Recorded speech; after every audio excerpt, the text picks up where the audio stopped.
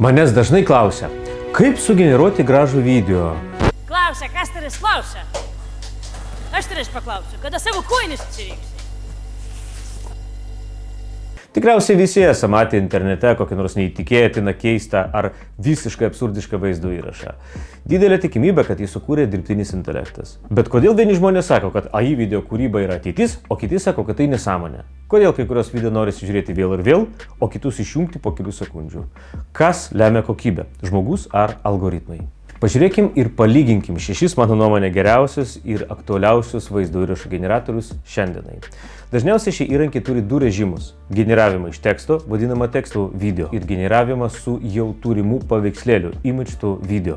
Pradėkim nuo tekstų video įrankio. Štai keli pavyzdžiai, kuriuose buvo panaudota tokia pati tekstinė užklausa. Iš 3 bandymų atsirinkau po geriausią dublį.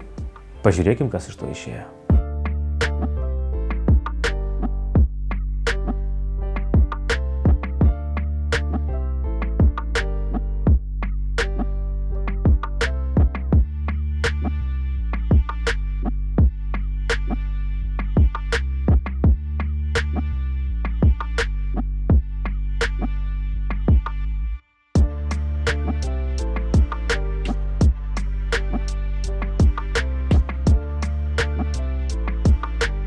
Kaip matote, rezultatai labai skirtingi ir kartu kažkuo panašus. Skiriasi objektų detalumas, judesių natūralumas, kameros judėjimas ir vizuali stilistika. Kai kurios dalykus galime detaliai apsibrėžti iš anksto tekstinėje užklausoje.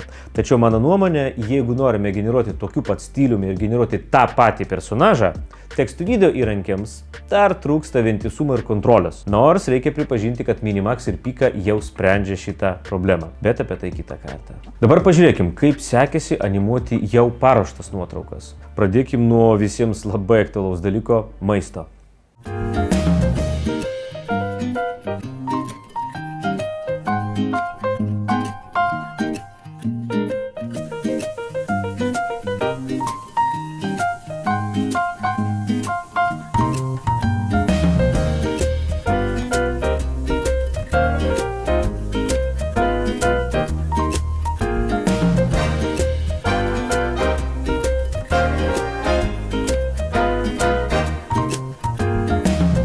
Kaip matot, visi įrankiai tvarkosi gana neblogai. Pažiūrėkim, ar taip pat lengva bus su žmogaus portretu.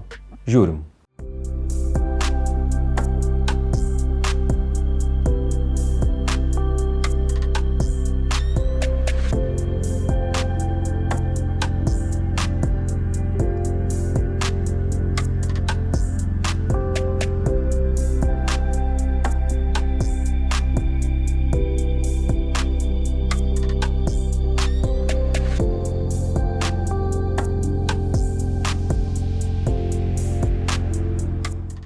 Smagu matyti besišypsantį veidą. Panašu, kad Kling puikiai susidorojo su užduotim.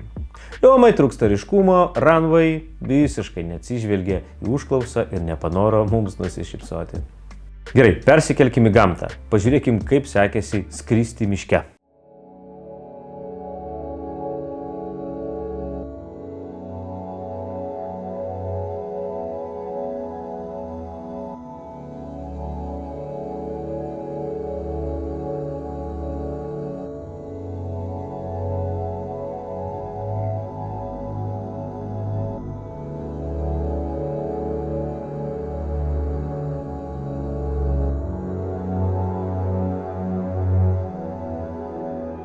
Liomai, Minimax ir Pikai vis dar trūksta detalumo, atsiranda vadinami morfingo efektai.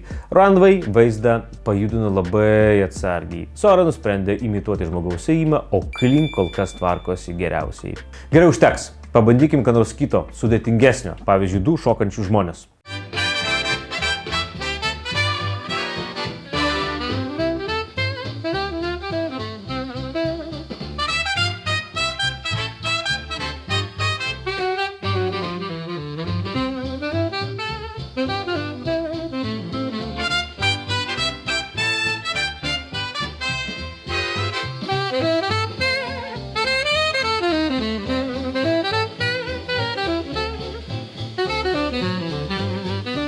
Čia jau akivaizdžiai matom trūkumus. Detalumo nebuvimą, keistus judesius.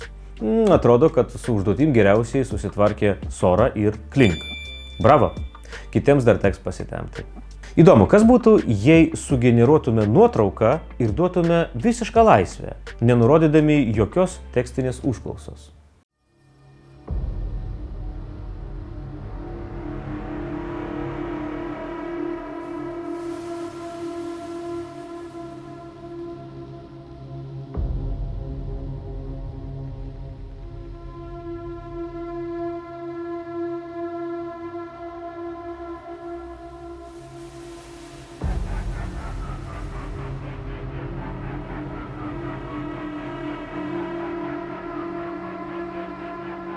Na, įdomus sprendimai. Tikriausiai Runway pasirodė silpniausiai, o Klink išliko adekvačiausias. Na, o pabaigai pridėkim sprogimą. Kaipgi be jo?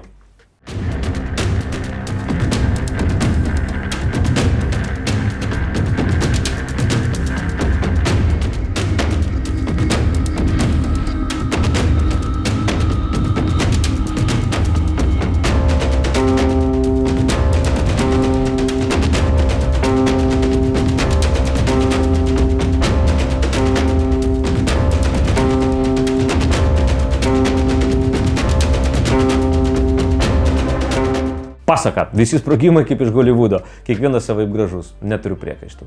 Apibendrinant, galiu pasakyti, kad buvęs flagmanas Runway pradeda prarasti lyderio pozicijas. Minimax yra puikus variantas ir reikia greitų judesių, nors kartais pritrūksta detalumo. Pika ir Luma turi unikalių privalumų, bet vis dar vejasi geriausius. Ilgai laukta Sora pasirodė tikrai neblogas vaizdo įrašų generatorius. Bet ar tai yra revoliucija? Nemanau. Na, o geriausias šiai dienai vertinant kokybę, raišką ir natūralumą yra Klink. Ne veltui internete sakoma, Klink is king. Atvirai kalbant, kartais tenka atlikti labai daug bandymų, kol randi tikrai gerą kadrą. Tad jei norite kurti kokybiškus video, teks bandyti ir dar kartą bandyti. Ir tik tada pajusite, kuris įrankis jums labiausiai tinka ir patinka. O aš atsisveikinu. Iki kito karto. Sekite naujienas.